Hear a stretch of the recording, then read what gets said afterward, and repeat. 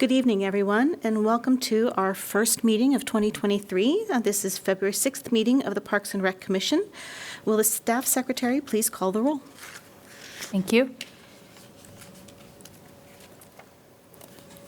Chair Suchek, Here. Vice Chair Pollitt-Cushing, Here.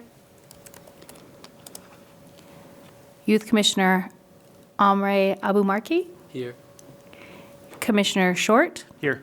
Commissioner Esparza, Here. Commissioner Borowiak, Here. Commissioner Alexander, Here. Commissioner Bridge.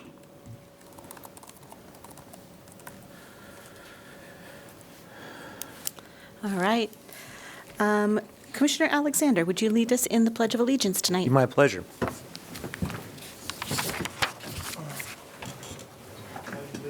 To the flag of the United States of America and to the republic for which it stands, one nation, under God, indivisible, with liberty and justice for all.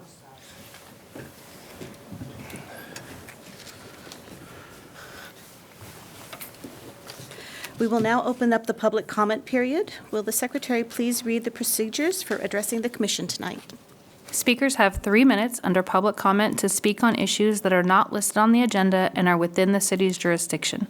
The Brown Act does not permit any action or discussion on items not listed on the agenda.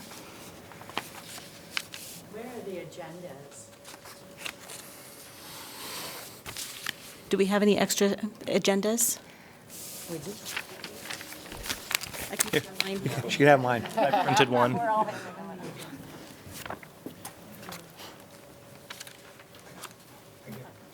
There's a couple. Are there others? Jeff? I printed one. Yeah, this is actually good. Not used to having a crowd. Now we know. An extra one, because she always has them here. No, we always room. Make a habit of printing it out. I don't look at it. Is there anyone from the public that would like to address the commission on a non-agenda item tonight? Seeing none, we will close the public comment section. And next on the agenda is the approval of the meeting minutes from the December 5th Parks and Recreation Commission meeting. Madam Chair, I'm an abstain from voting on this because I was not in attendance. Are there any comments or corrections to the December 5th meeting? If not, is there a motion to approve? So moved. Second. All in favor? Aye. Any opposed? All right, motion passes.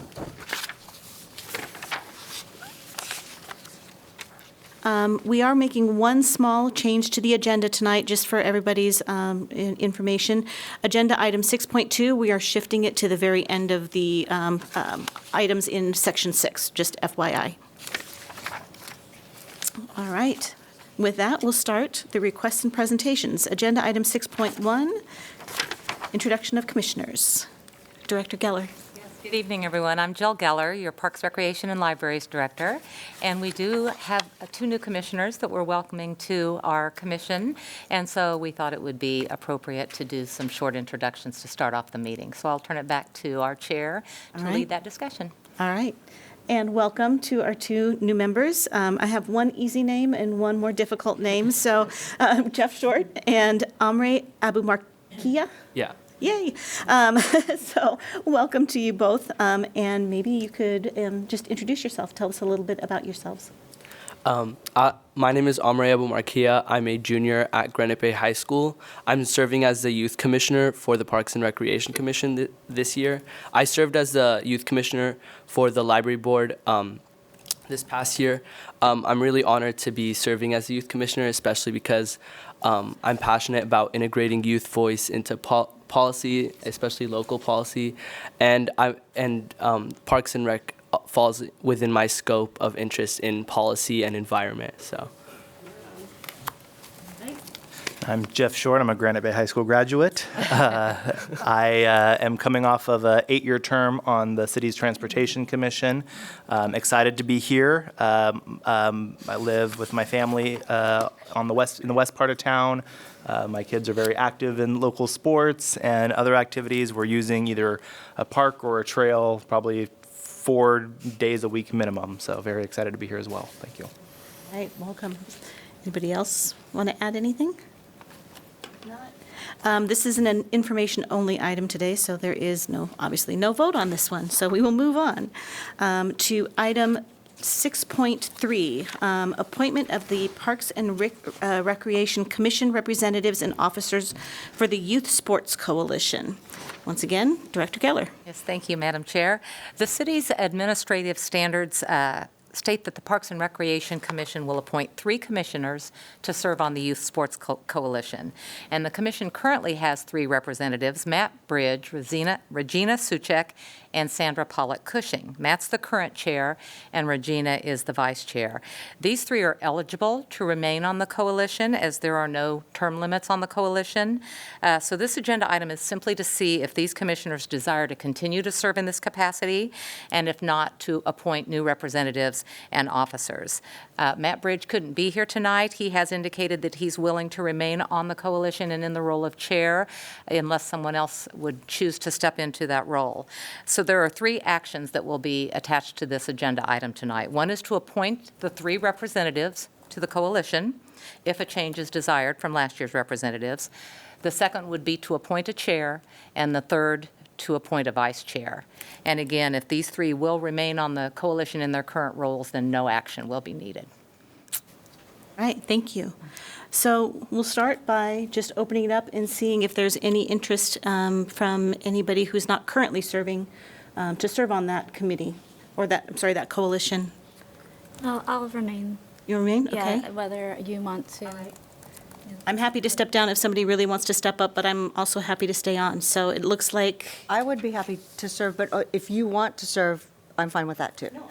if you would like to, then let's make a change. I think it's good to kind of change things up periodically, so. Sure, I would be happy to. Okay, so then our first action will be to, let's see, I'm going to put a motion out there to approve Matt Bridge, Sandra Pollock-Cushing, and Renee, I'm going to mess up your name, Borowiak, to serve as Youth Sports Coalition representatives for 2023. Is there a motion to approve? I think Positions. that the chair can't make a motion. Oh, that's right, okay, sorry. So I I'll open it will up make for that the motion for you. Sounds great. Do we have a second? I'll second. All right, all in favor? Aye. Any opposed? All right. So Matt Bridge, Renee. It's only fitting, since Matt's not here, that we just make him the chair. Exactly. So, do we have a motion? All right. Just to put this out there, does anybody want to step up to the chair? Or if not, Matt is, like Director Geller said, he's happy to stay on. I'll step up to either vice chair or chair this year. Okay. So I don't know what Matt. That's been kind of Staying in the same role. the system is where we. Yeah, we keep just want- bumping, promoting people. I think it's good to do. Yeah.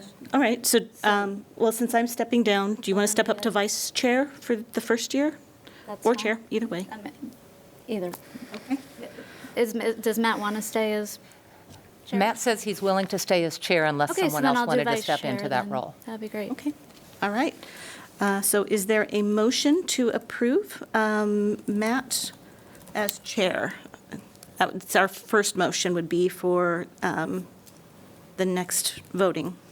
Make a motion to approve. All right. Is there a second? Second. All right. All in favor? Aye. Any opposed? All right. So Matt Bridge will continue on as chair for the next year. And then the next is there anyone who would make a motion to approve Sandra Pollock-Cushing as vice chair? So moved. Is there a second? Second.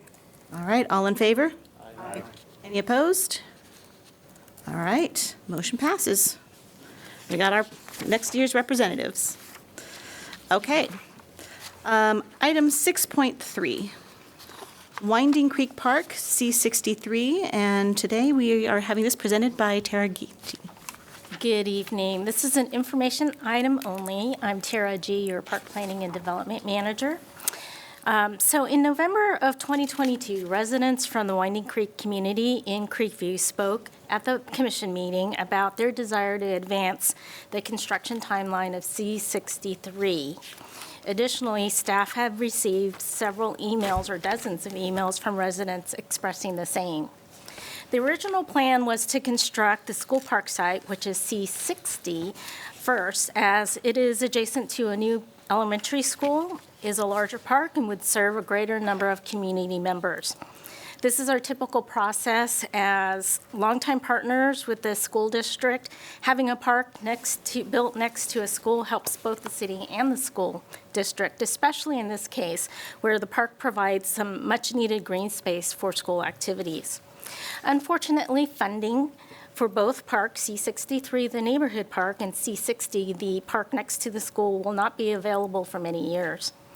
So in a response to that, we have completed an extensive analysis, have met several times with both the developer and the school district to collaborate on potential solutions now into the future. As a result, we plan to include C63, the neighborhood park, in the fiscal year 24 capital improvement program where, if approved, funding will be available July 1 of 2023. The park planning process will take about 24 months, which includes public outreach. That said, public outreach will begin in the fall of 2023. So this concludes my presentation. I'll turn it back over to you for any comments or questions. All right. So first up, I will open to the commission for comments. Well, I think this has always been our modus operandi to do a park adjacent to a school so the kids could get the benefit out of it as well, and as well as the instructional program of the school. I mean, we go way back doing this Yep. practice. So to clarify, if we move forward with C63, the neighborhood park, that would push the school park site off many years. Oh, But we have had this conversation with the school district so that they are aware. And again, we'll be working with the developer and the school Okay. district in future years to see what all right, solutions may be. very well. Okay. Anyone else comment? All right. We'll open up for public comments. Speakers have 5 minutes to address items that are listed on the agenda. If you would like to come up and address us on the Winding Creek Park C63, please do.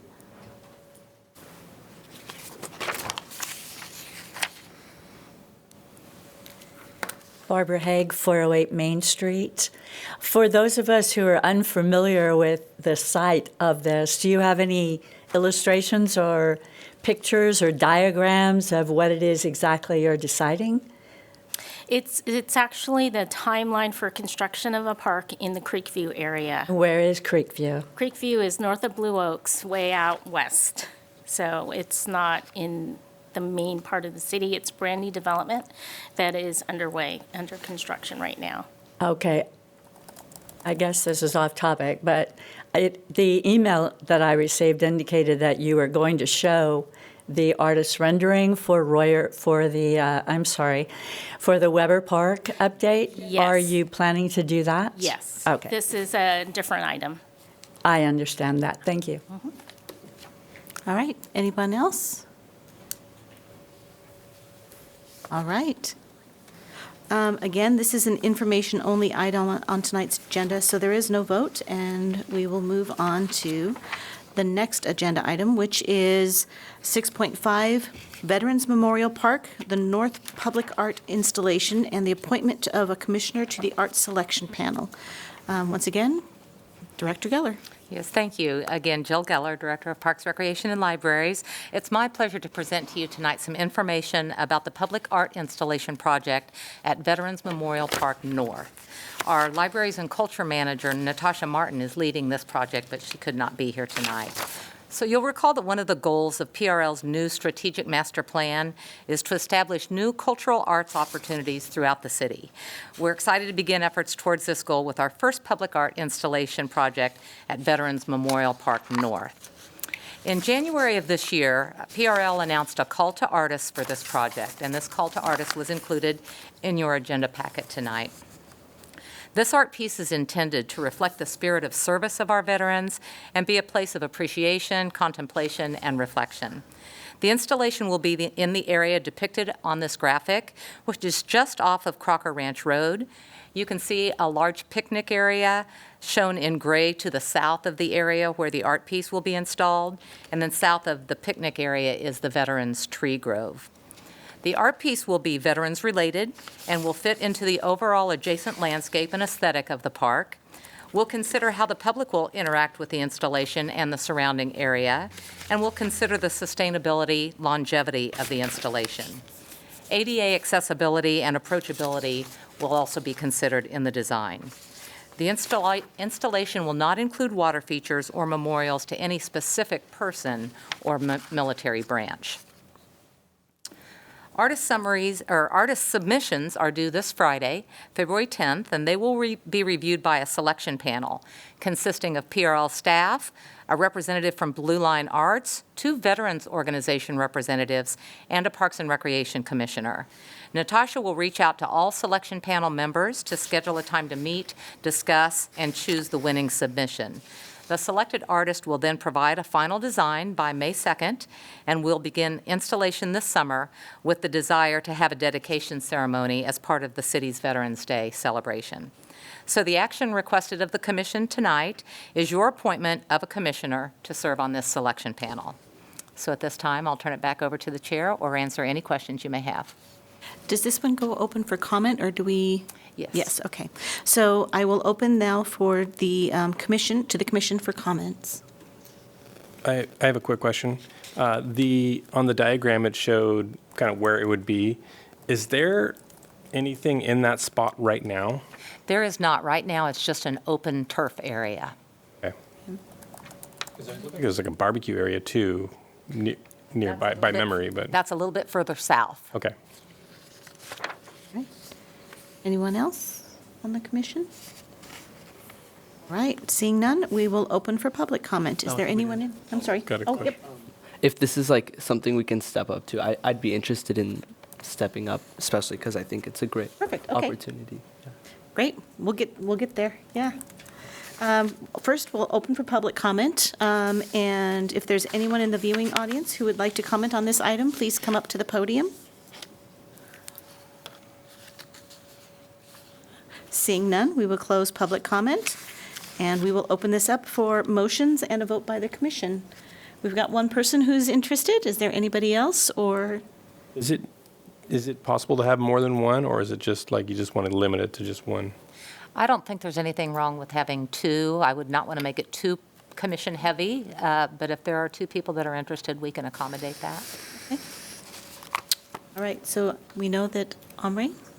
Well, I wouldn't mind volunteering. My son's in the U.S. Navy, so Perfect. I All right. have an interest in doing this. I was going to volunteer Matt. I mean, my husband's Build it. in his honor, I could do it as well. So, what is the commitment for that going to be exactly? Just that one day? Just reviewing Yeah. all of the submissions, That's what I figured. coming Okay. together to meet with the selection panel. Okay, I could. Do you want to limit to a certain number? I would not want to have more than 2 commissioners, if that's Okay. the question. All right. So somebody want to make a motion on, Does that include our youth commissioner, though? So would it be 2 commissioners plus the youth, or it's the youth and one of us? He is a commissioner, yeah. Okay. all right? Are you interested in doing it? No, I just Okay. wanted clarification for Okay. whoever's. I think I'll make a motion on this, just basically going off the first 2 that requested it. It sounds like it's a great cause that I would probably also jump on, but 2 already beat me to it, so I would say Commissioner Alexander. Why don't you do this, because I'm doing the other 2 anyway, if you want. We Up have to you. 2.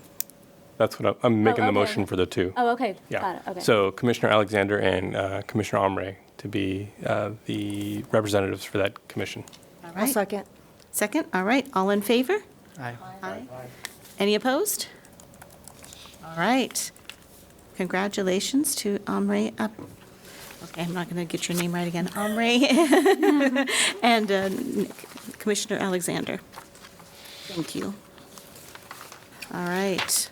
Moving on to agenda item 6.5, Weber Park Master Plan Approval. Starting with a presentation by Tara G. Good evening again, Tara G., your Park Planning and Development Manager. I'm happy to be here to present to you the proposed master plan for Weber Park. Weber Park is a 1.9 acre existing park between Circuit and Main Street. Thanks to our partners, the Health Education Council and the neighborhood associations, we were able to conduct an extensive public outreach effort that included 121 surveys from the neighborhood's early effort, 140 surveys from Parks, Recreation, and Libraries outreach effort, 7 in Spanish, 133 in English, 69 surveys from the Health Education Council's outreach effort. 11 of those were in Spanish and 58 in English. Comments from over 90 attendees of multiple public meetings, and comments from 92 children, a combination of 2 adventure clubs and a visit to the Boys and Girls Club. And here are the results of all of those efforts. Listed here are the top 6 amenities, and they include a looped walking path, soccer or open green field, add more to the playground, add fitness stations, update the basketball court, and lower the park hill off of Main Street. At a December public meeting, we presented 2 options, with the main difference being either a full court for basketball or a half court for basketball. And to mention, prior to these versions being presented, staff met with the police department to obtain their thoughts about creating a safe environment. Best practices that embrace the crime prevention through environmental design were discussed.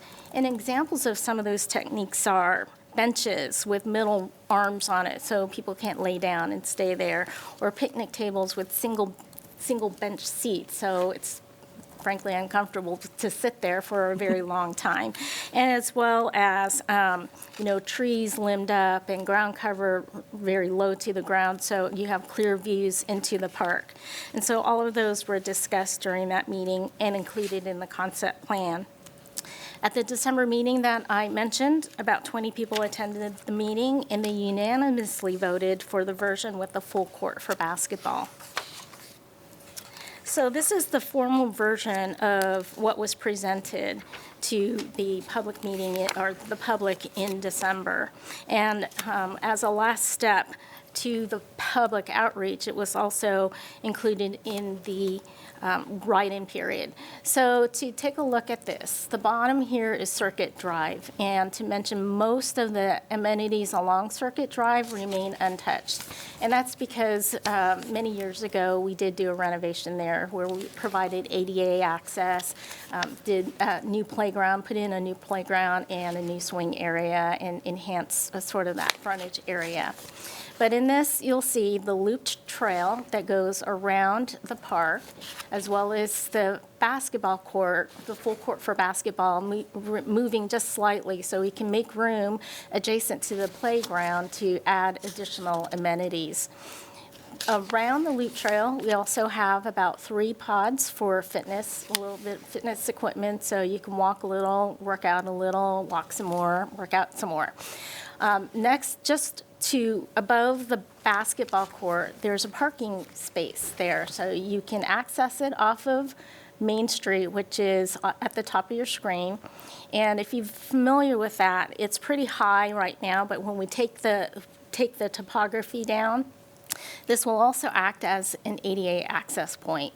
The idea is to provide parking spaces, or a space for police department or police to park there, have a presence in the center of the park, fill out the reports. They don't have offices anymore. Their vehicles are their office, so they can sit there and fill out the report and also have a presence there.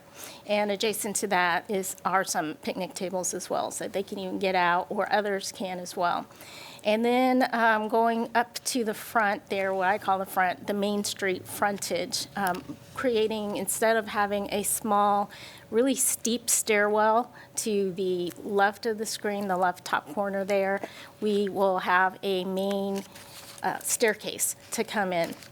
Since the topography is going to go down quite a bit, the anticipation is it's going to be about 2 feet above the sidewalk, so easy car view into the park, and really discourage people from really being there because with the topography the way it is, it's easy to go into Weber Park and stay there unseen.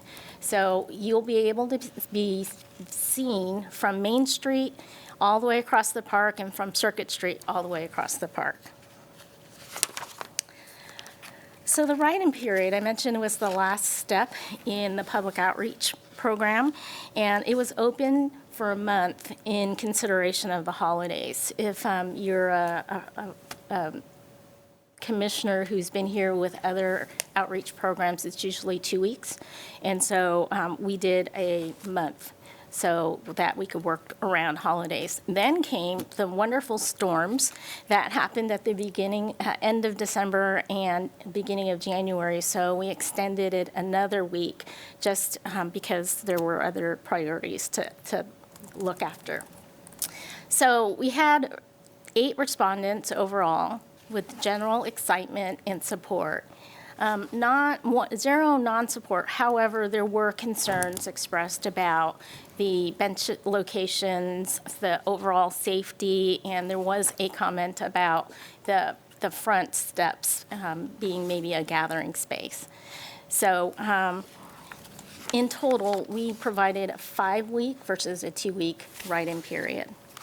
So what are our next steps? If approved tonight, we will launch into the environmental review process, and this is going to be a little bit more extensive than some of our other parks because Weber Park is older, I should say.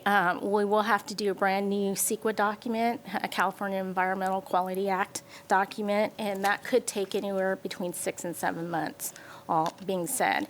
We will need to have that out and completed before we go to City Council to, one, adopt the CEQA document or the environmental review and approve the master plan. So the council will happen once that's completed. And then we'll launch into construction document preparation, and our hope is to break ground in the spring of 2024. So tonight, we're seeking approval of the master plan for Weber Park renovations project and to forward the plan to the City Council pending the completion of the environmental clearance for final review. And with that, I'll turn it back over to you for any questions or comments. Thank you. We will start by opening this up to the commission for comments. Yeah, I think it's a good idea to lower that, the grade there. What's the difference in elevation from 2 feet to the play area? From 2 feet, it's about 7 feet will be taken down. Okay. Yeah, it's currently between 8 and 9 So feet. you'll probably be exporting dirt, I take it? Sporting dirt, you need any? We've worked before on that before, at one time. Not at this time. Yeah, it'll be quite a significant dirt haul. Okay. All right. Again, I think it's a good idea because you drive by on Main Street and you just see a hill and that's it. You know, you don't know what's behind it. All right. Anyone else? One quick question I have it looks like, there's the driveway in for the police car. Is there something there to kind of keep just the general public from driving in? Yes, there will be. There'll be some barriers, and the police will have access to go up into it and then close it afterwards. Okay. All right. Any other? If not, we will open up to the general public. If you would like to come up and speak on this topic, please come up to the podium.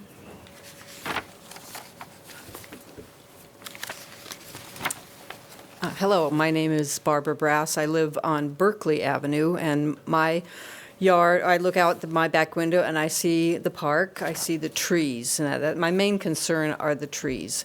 I know there are a lot of safety issues with the height of the park, and I understand it has to be lowered, lowering the grade, but to do anything possible to keep some of those old, beautiful trees intact is what I'm begging of the commission. I'm begging of the planning the plans and the architects and all of that, because you can't replace them. If we plant a tree that has a trunk this big today, none of us will be around to see it when it's as beautiful as the ones that are there now. So that, to me, is one of the most significant aspects of that park, and I think there'll be it will just be so much better if we can keep as many trees as possible. I'm looking at the drawing, and, there are great markings of trees, but that's not to say that there are some of the ones that are still there. I don't really know if any of these are trees that are there now. So that's what I have to say, and that's what I'm hoping for. Thank you.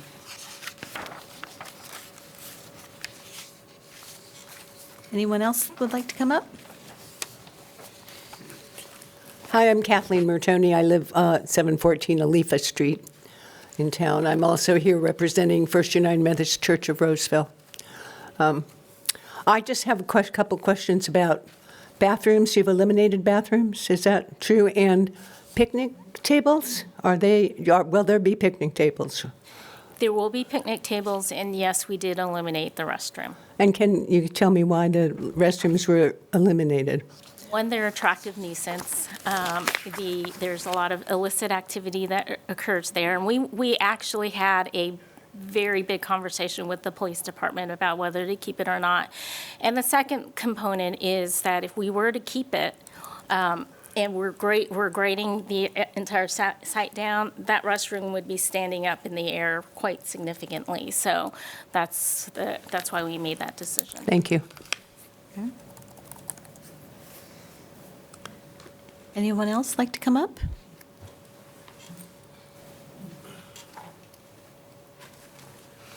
Good evening. My name's Kevin LaChance. I'm from Hickory Street, and I'm the Vice President of Roseville Heights Neighborhood Association, who's been working extensively with staff Tara G. and Jill Giller. Just wanted to thank you and recognize both of you. You put so much effort into this.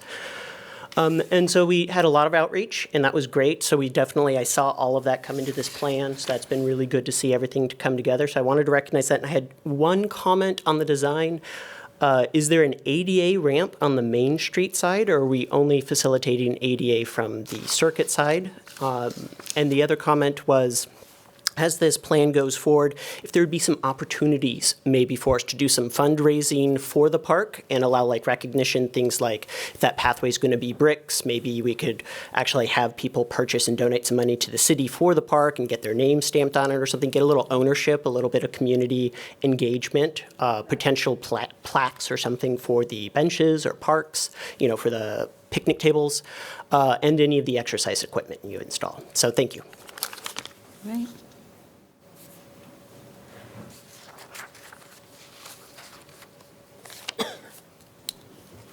Barbara Haig, 408 Main Street. I wonder if there's some sort of graphic that shows where that stairway on Main Street actually aligns with the neighborhood across the street? We don't have the houses shown from across the street, but it's basically centered to the two property lines. Be my house, Okay. which I'm the one actually that raised the issue of people hanging out on that walkway at 2 and 3 o'clock in the morning and laughing and joking and yelling. And it's really disruptive to sleep. And with that directly in front of my house, I don't have happy thoughts. Also, in answer to Barbara's comment about trees, I was looking out today, there are at least 5 very large mature trees on the Main Street side, actually on that rise that would have to be removed if you are lowering that. I'm also wondering how disruptive that's going to be for those of us living on Main Street to have that constant construction or destruction, if you will. And I also might raise the issue that I'm not sure you're aware of, but because the park is higher than Main Street, all of us on that Main Street side have basements that flood significantly when it rains because the water table runs under the street from the park. And I'm just wondering what effect this construction might have on that phenomenon. I have talked to the city engineers, but I am told that it's our problem since it's on private property, but our private property is impacted by the public property, which is across the street. So the watering, which will be perhaps even more significant with the new landscaping, affects our houses in a negative way. So that's just something that I don't know if it can be considered at this late date. My house is raised up, so I look directly into the park. So when it's lowered, I will be looking down on the park. And many of us on my side of the street have that same phenomenon. So it's just a different perspective from the one perhaps you're used to. So those are just things, it's probably too late to take that into consideration. Also, is the playground going to be moved, or is it where it stands?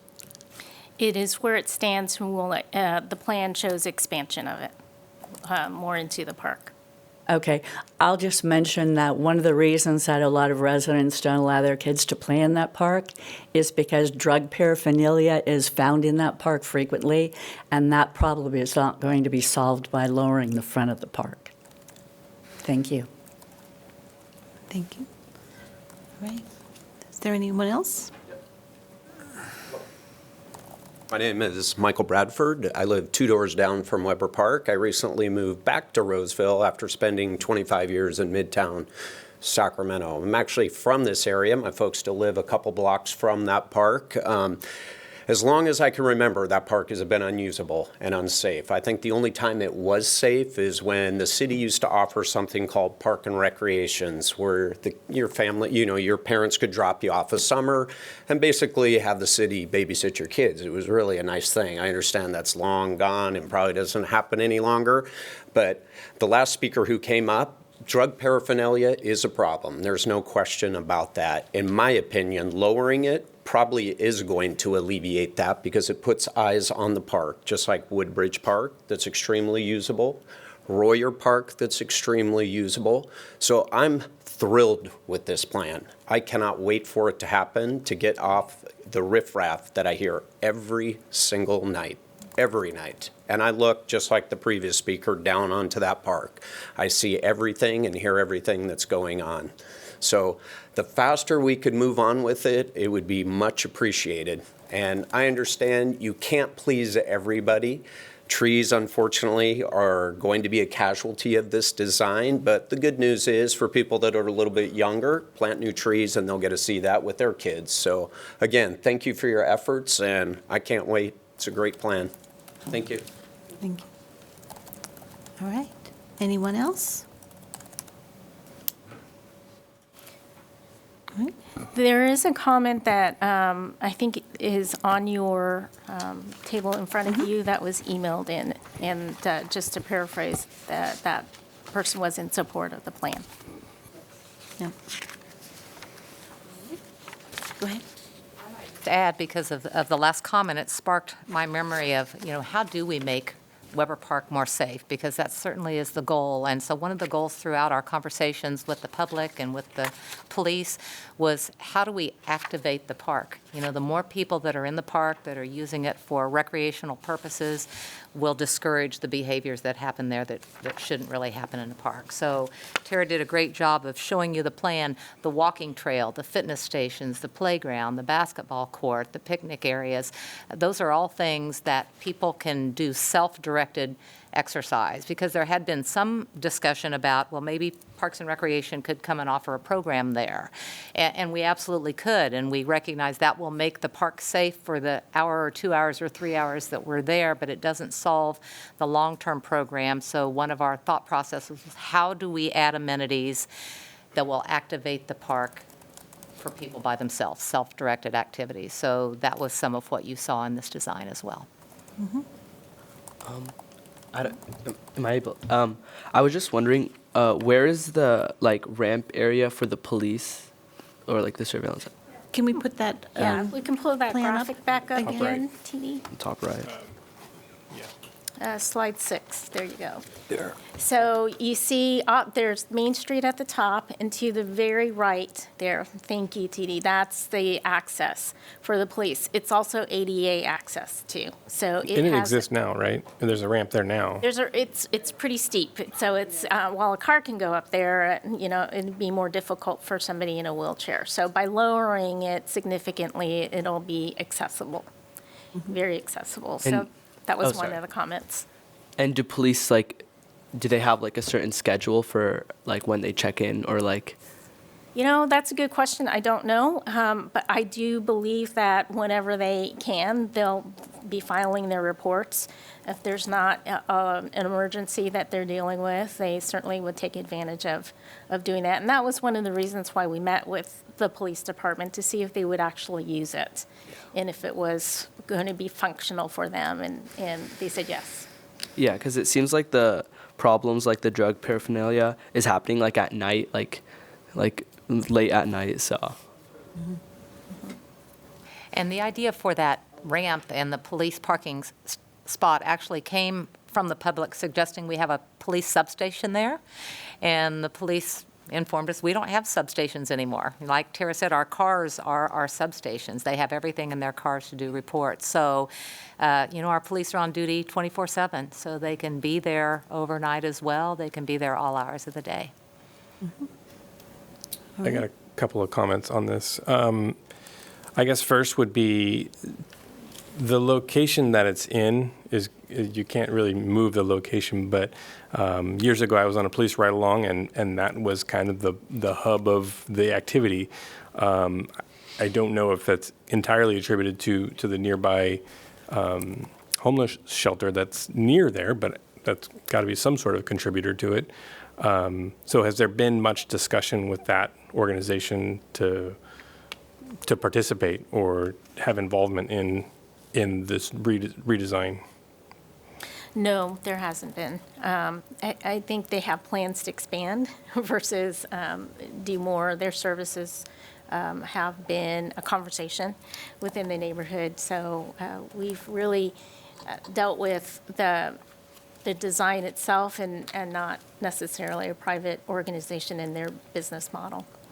My second comment was coming back to the discussion of like maybe bringing some historical involvement into the redesign, and it kind of made me wonder, like, where does the name Weber Park come from, and can there be some sort of integration into the historical name of it, and then also just bring other elements into some naming pieces of other new parts of the park?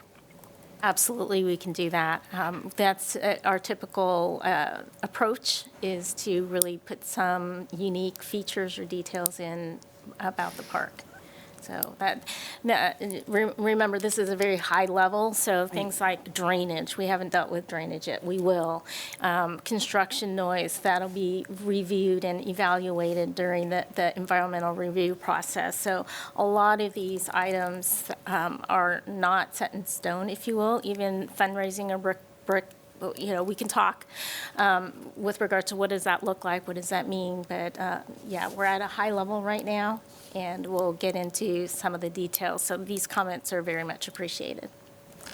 I will expand on what Tara said about our involvement with the Gathering Inn. We did not do outreach to that organization, but there was a representative from the Gathering Inn that came to our public meetings and had a conversation with her afterwards with willingness to continue the discussion as this construction is underway.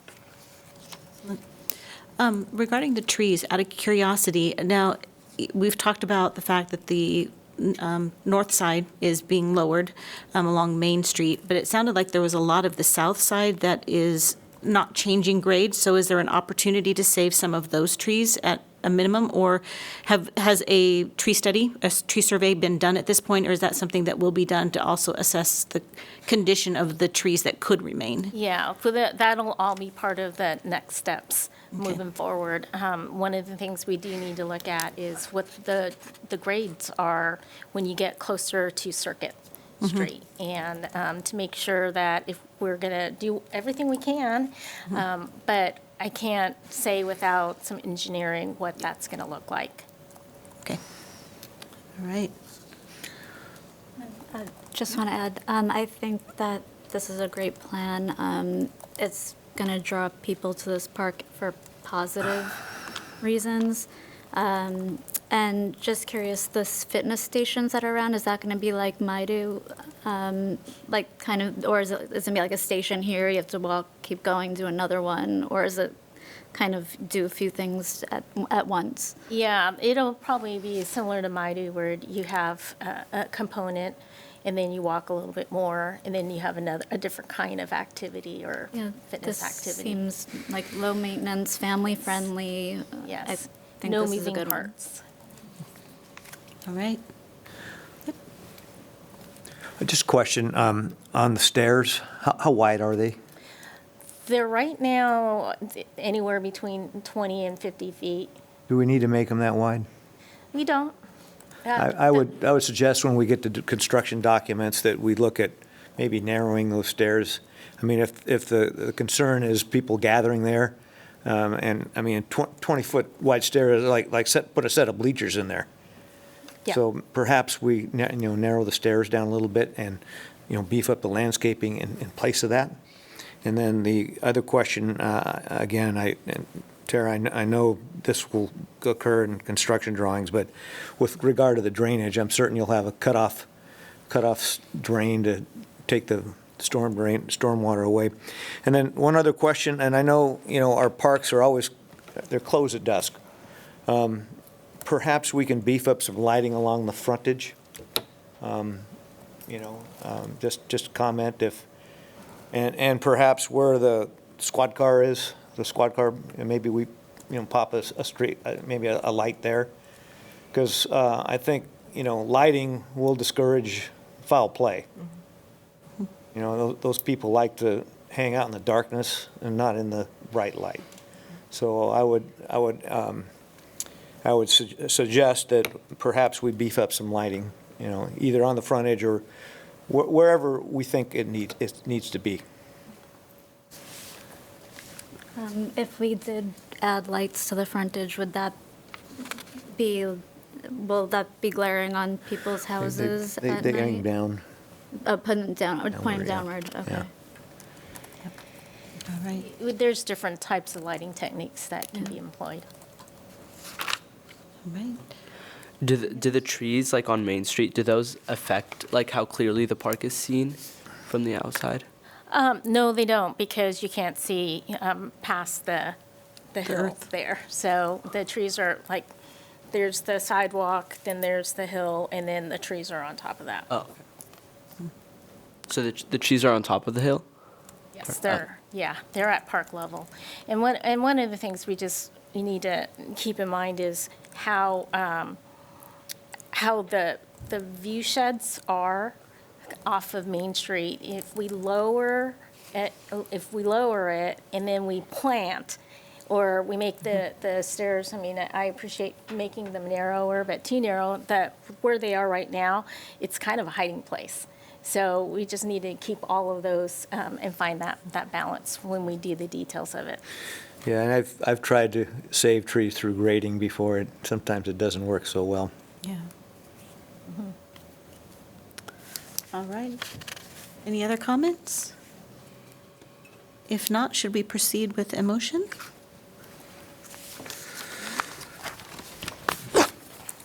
I'll go ahead and move that we approve the renovation of Weber Park with the comments that came from the commission. Okay. Is there a second? All right. All in favor? Aye. Any opposed? All right. Motion passes. All right. Item 6.7, Core Aquatics. And this is presented by Megan Henry and Madeline Jones. One of them. Go ahead. I am Alicia Moyer, Recreation Library Supervisor, who has recently been appointed to the Aquatics Division. Madeline Jones could not be here tonight. Unfortunately, she is sick. Okay. Go ahead. All right.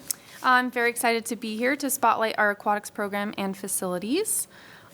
We'll begin with a brief overview of the Aquatics Division. We have 3 facilities: the Mike Shelito Indoor Pool, our newest facility, which recently turned 13 years old in October. The facility is open year-round and has 2 pools and an outdoor spray ground. The Roseville Aquatics Complex, or the RAC as we refer to it, was built in 1995, and this facility has 3 pools and is popular for competitive use. This facility is used year-round by California Capital Aquatics. They are a year-round USA swim team, and during the school year by Wood Creek High School.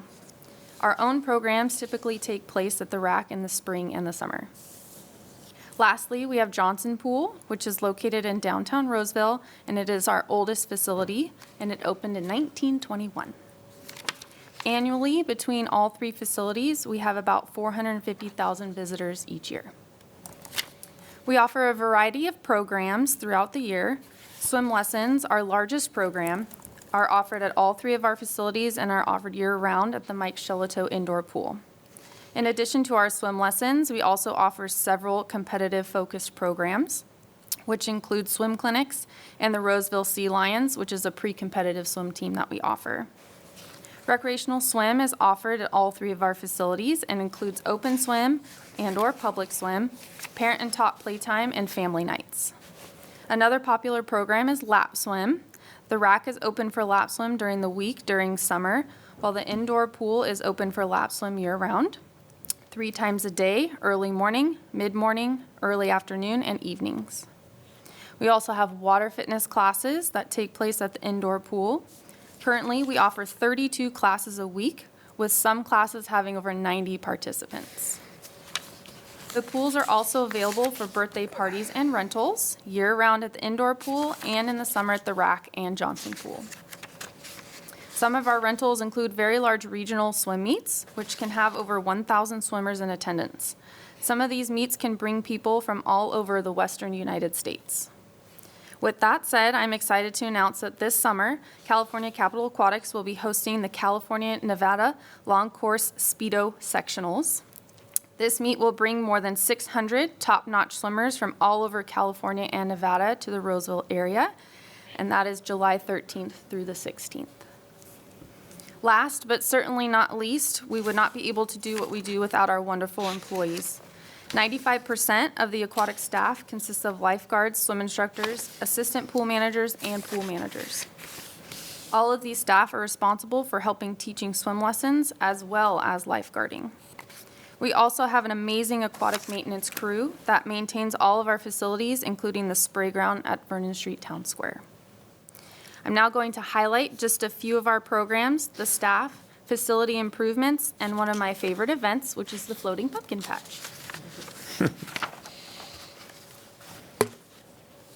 On average, the aquatics brings in a little over $1.4 million each year.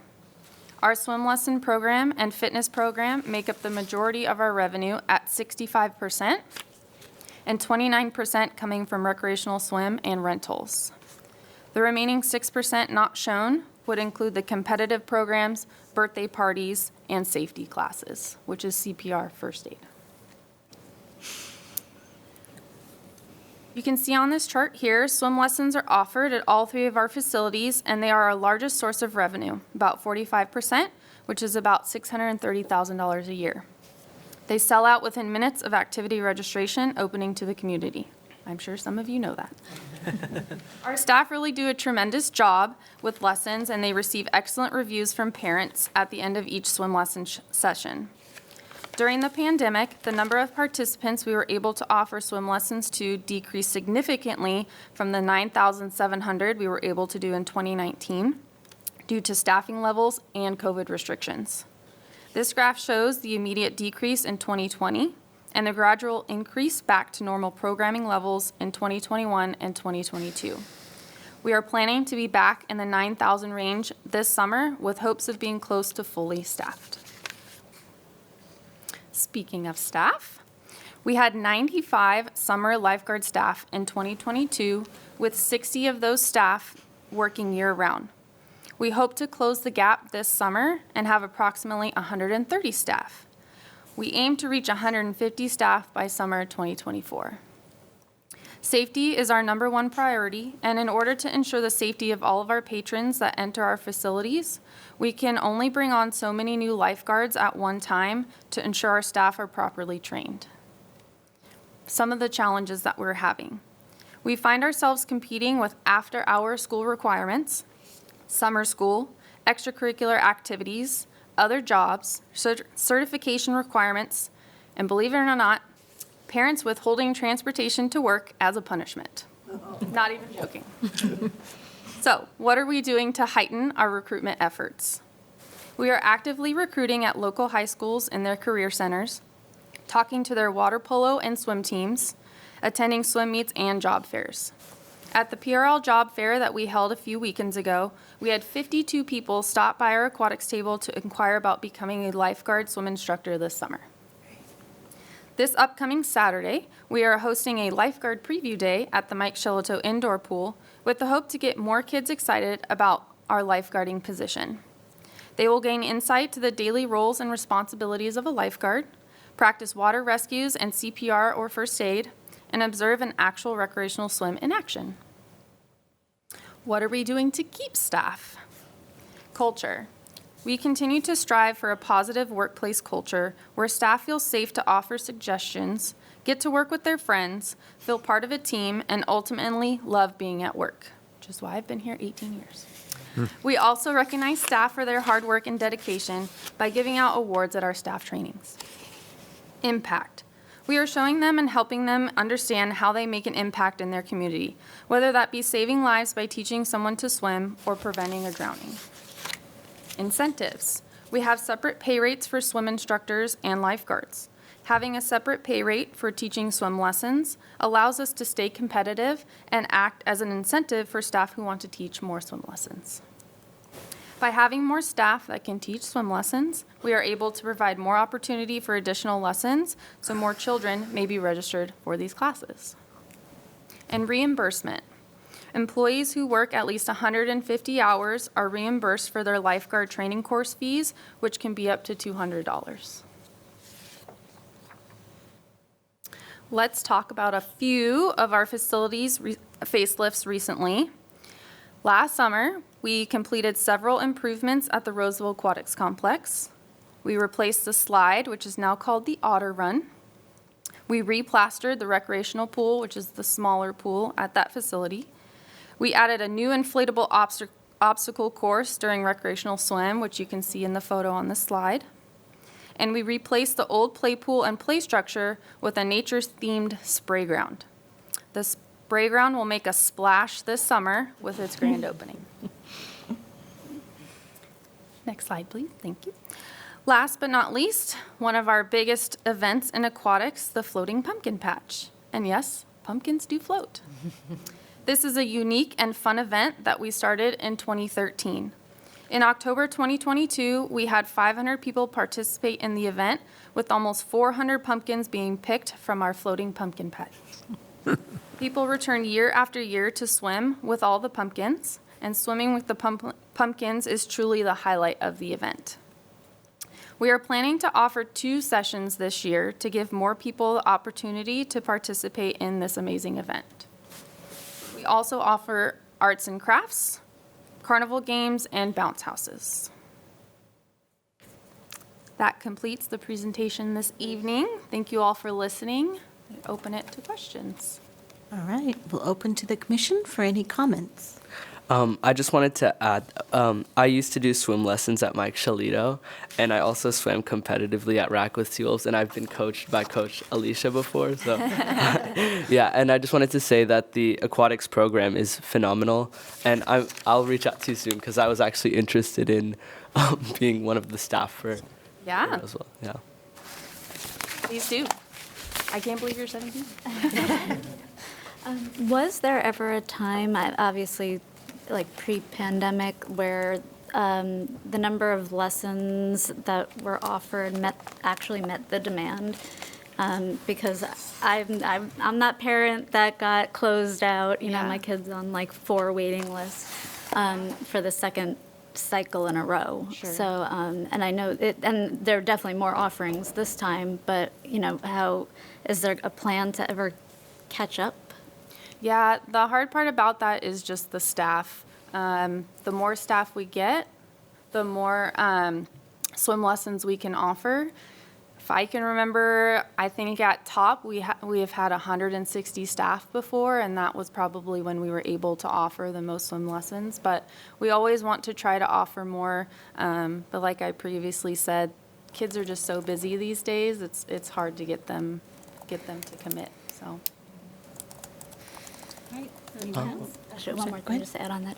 Can students get volunteer hours or community service hours if they were qualified for the position of being a lifeguard or a coach or something like that?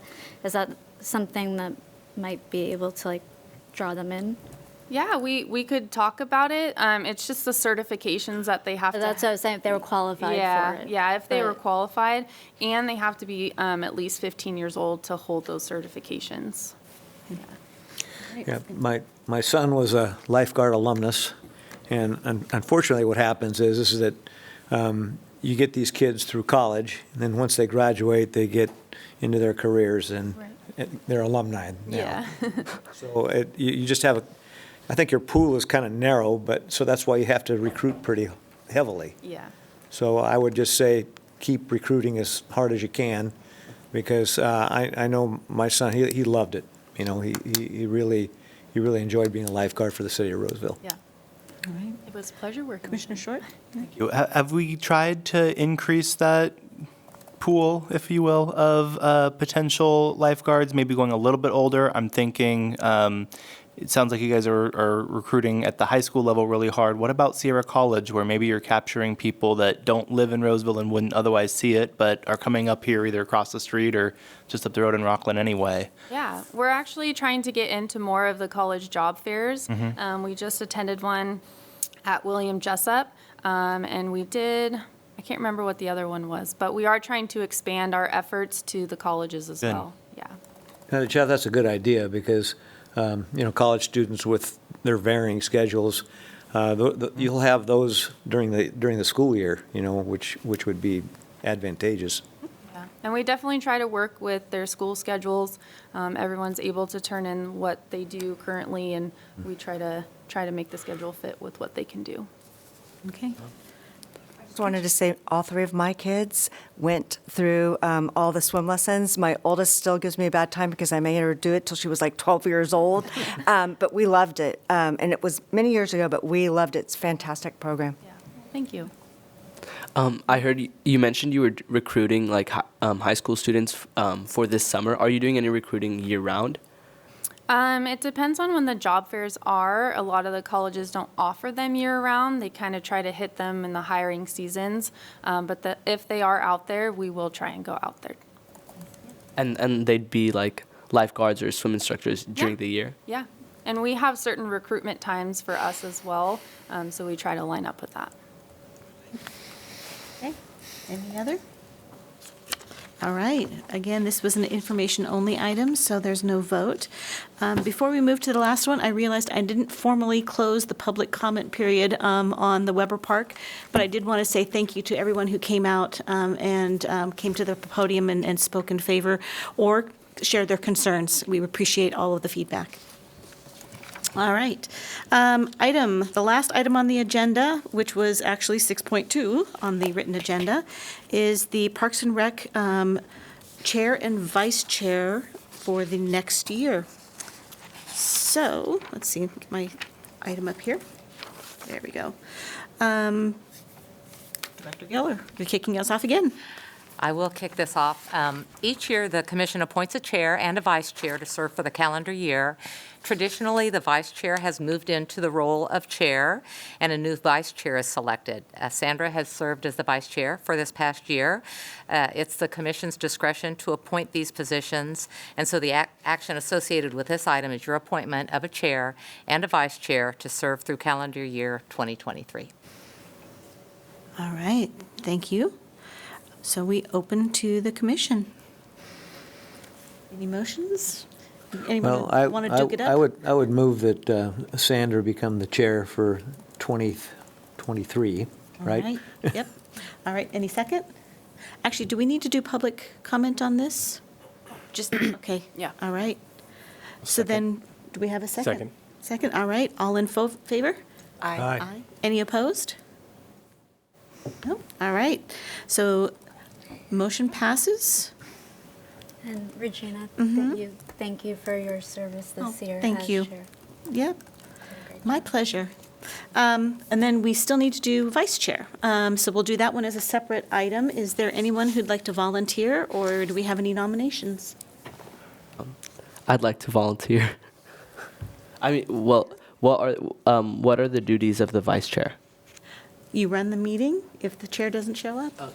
Sure. Madam Chair, I'm not sure that the youth commissioner can hold the role of a vice chair or chair. Okay. Unfortunately. All right. Thank you, though, for volunteering. Thank you. Yeah.